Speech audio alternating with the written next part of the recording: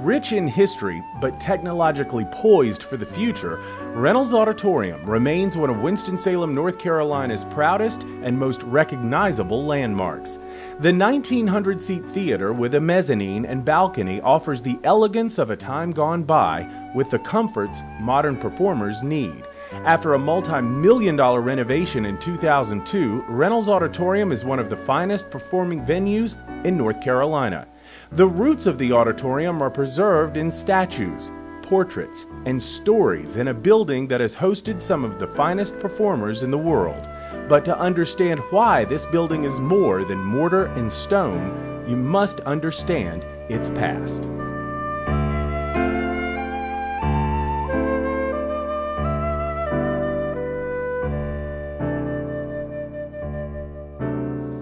Many would consider this grand auditorium a gift, and in fact, that is exactly how it began. In 1919, land and money were donated by some of Winston-Salem's wealthiest citizens. Prior to Reynolds High School and Auditorium being built, philanthropists generally gave to the creation of universities, not to the creation of local public schools. And so this gift of the land and money for this building and P.H. Haynes' gift for Haynes Park was really a new direction for philanthropists. P.H. Haynes, a leader in textiles, and Catherine Smith Reynolds, widow of tobacco giant R.J. Reynolds, came together to help the city build a new high school. Ms. Reynolds envisioned the auditorium as a memorial to her late husband. While the area had a rich history with the industrious Winston and the smaller Salem, the Twin City was only 6 years old in 1919. The two towns were merged in 1913 and the hyphen appeared for the first time. The new Winston-Salem was a proud industrial giant. High-rise buildings began to emerge downtown, and the city, then the largest in the state, was home to the world's largest tobacco manufacturer and the South's largest producer of knit goods, R.J. Reynolds and Haynes, respectively. We were really successful. We had banks, they were building roads, we had corporations.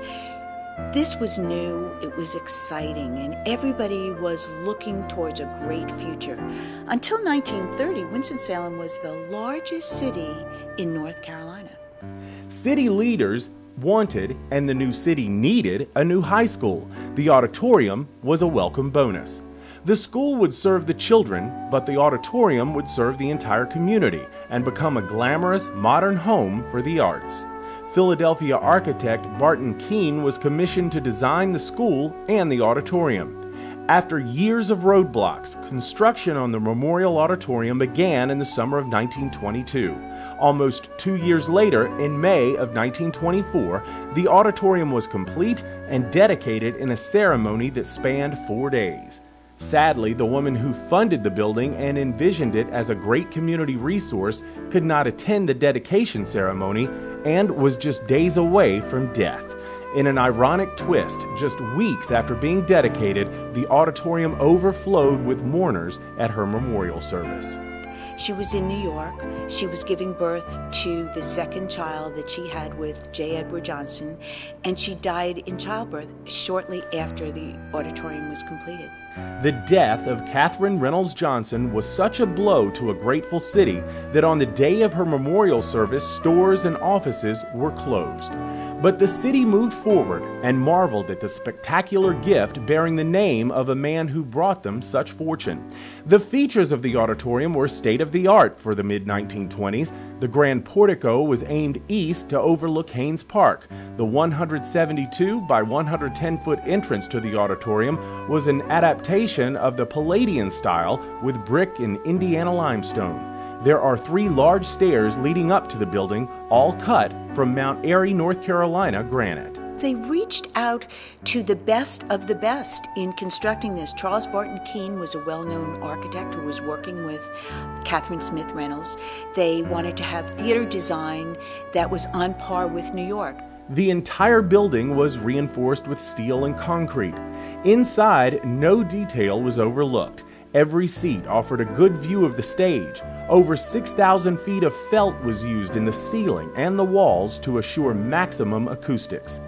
Arguably, the most talked about and interesting feature of the new auditorium was the elaborate heating and cooling system.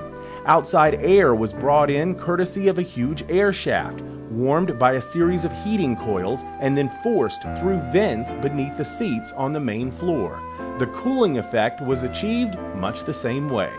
They had big blocks of ice under the floor of the auditorium, and they passed water over the ice, and the cooling mist would come up through little mushroom caps in the floor. You can still see where the caps have been. Guests were greeted in a lobby where no detail was overlooked.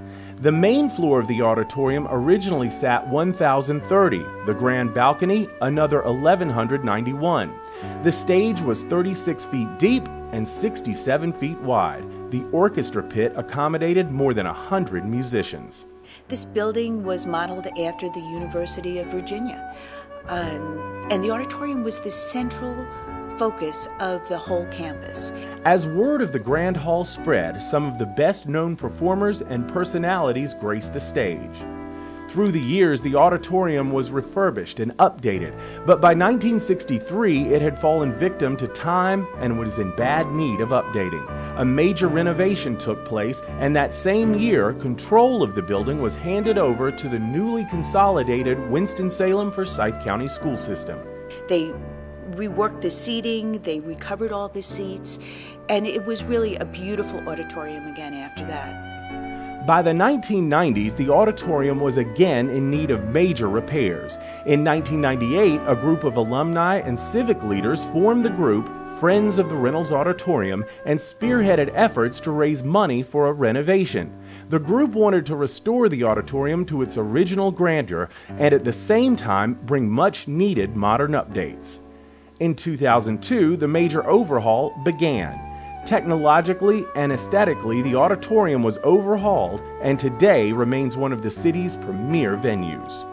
Between performances at night and the things in the pep rallies and the cultural aspects and the community, it was, as I said, it was a mecca for the community to come in and showcase local, statewide, national, and international talent. There's never been anything like it I've ever heard of on the campus of a high school before, which makes it so unique. The auditorium now boasts up-to-date features with 1,900 seats.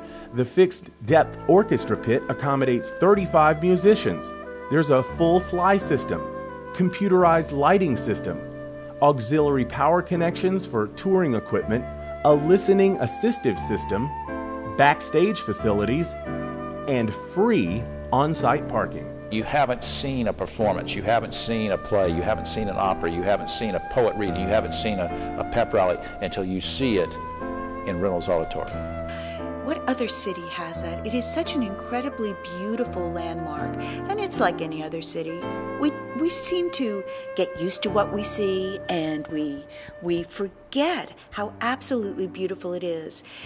The RJR Auditorium continues to serve the Winston-Salem community with top-notch performances and remains as iconic as it is beautiful and functional.